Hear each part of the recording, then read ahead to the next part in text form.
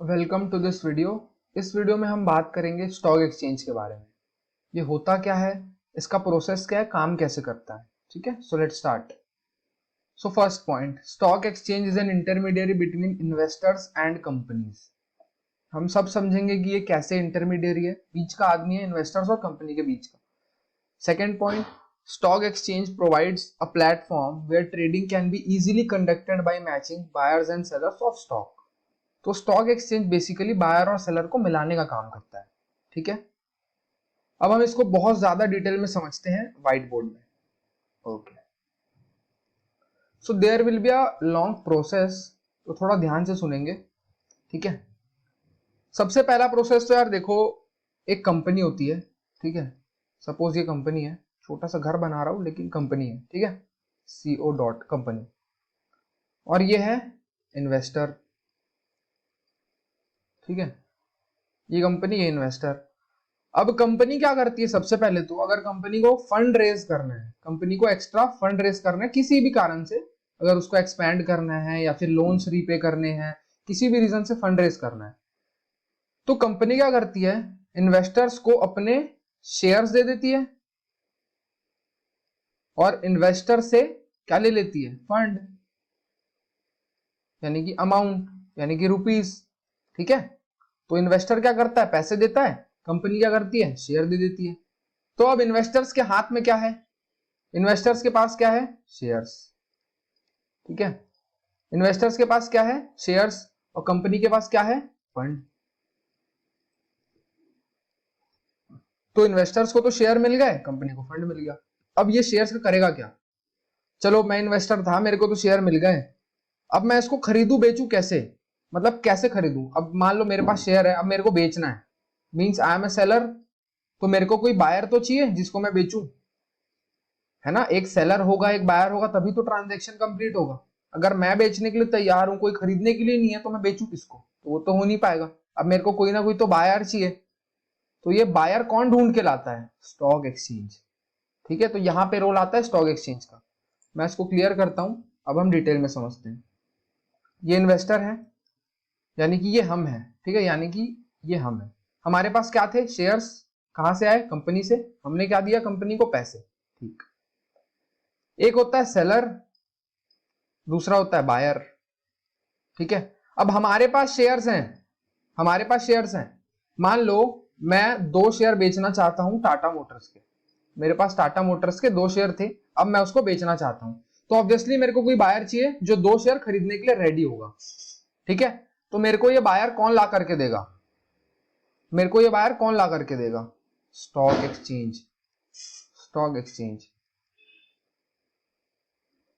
ठीक है, अब क्या करेगा, मैं स्टॉक एक्सचेंज में अपना ऑर्डर डालूंगा कि भाई मेरे को 2 शेयर बेचने के हैं, और बायर डालेगा कि मेरे को 2 शेयर खरीदने के हैं, तो ये क्या करेगा, इन दोनों ऑर्डर्स को मैच कर देगा। ठीक है, तो मेरे 2 शेयर जो है वो बायर के पास चले गए, और बायर जो पैसा देगा वो मेरे पास आ जाएगा। तो इस तरीके से काम होता है। तो बेसिकली स्टॉक एक्सचेंज का काम क्या होता है, बायर और सेलर्स की ट्रेडिंग कराना। ठीक है, बायर रेडी है खरीदने के लिए, सेलर रेडी है बेचने के लिए, तो मैचिंग का काम कौन करेगा, स्टॉक एक्सचेंज।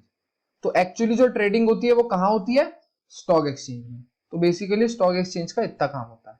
ठीक है, तो यहां तक तो क्लियर है स्टॉक एक्सचेंज होता क्या है, काम कैसे करता है। ठीक है, अब हम चलते हैं वापस पीपीटी की तरफ। So there are total 23 stock exchanges all over India. ये जो मैंने बताया ये तो एक नॉर्मल स्टॉक एक्सचेंज की कहानी थी। तो बेसिकली ऐसे कितने स्टॉक एक्सचेंजेस है इंडिया में, 23। But at the current moment सिर्फ 2 स्टॉक एक्सचेंज में एक्चुअली ट्रेडिंग होती है, एक है आपका नेशनल स्टॉक एक्सचेंज और एक है आपका बॉम्बे स्टॉक एक्सचेंज। ठीक है, डन।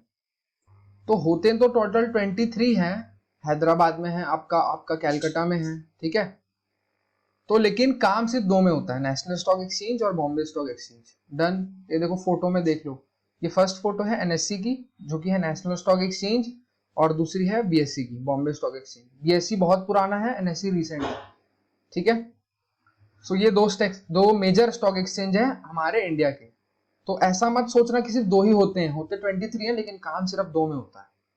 ठीक है, अब मेरा एक सवाल है, सबसे पहले मैं इससे पहले मैं एक चीज बताना चाहूंगा कि जैसे ये स्टॉक एक्सचेंज है, ठीक है, एसई डन, ये कंपनी है।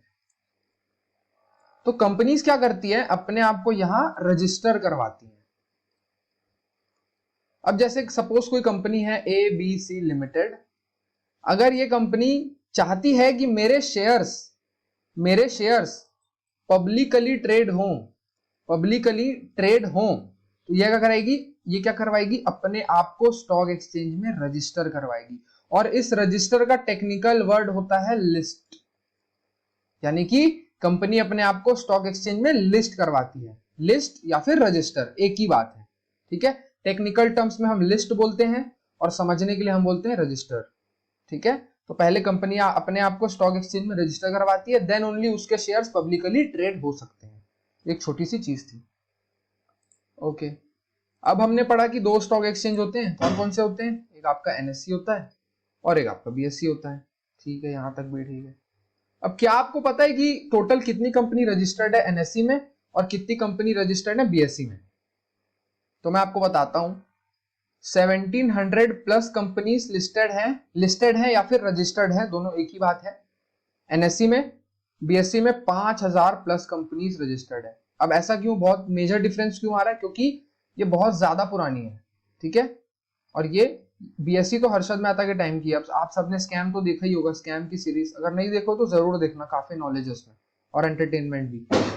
तो इसमें तो 5000 प्लस कंपनीज है और ये आपका एनएससी में 1700 प्लस। अच्छा, एक और चीज, क्या एक कंपनी है जो कि है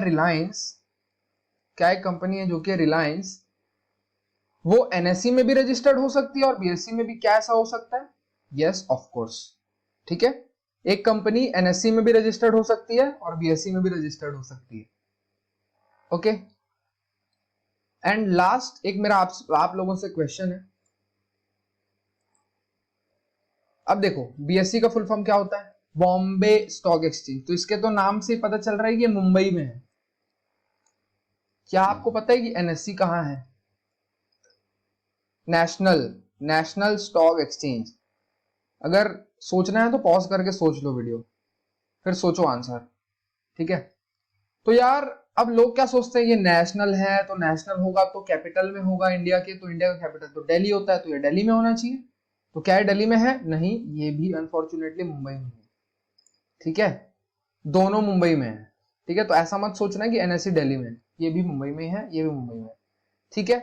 तो ये हमारा पूरा कॉन्सेप्ट था। हमने क्या क्या सीखा, एक सेकंड मैं इसको क्लियर कर देता हूं।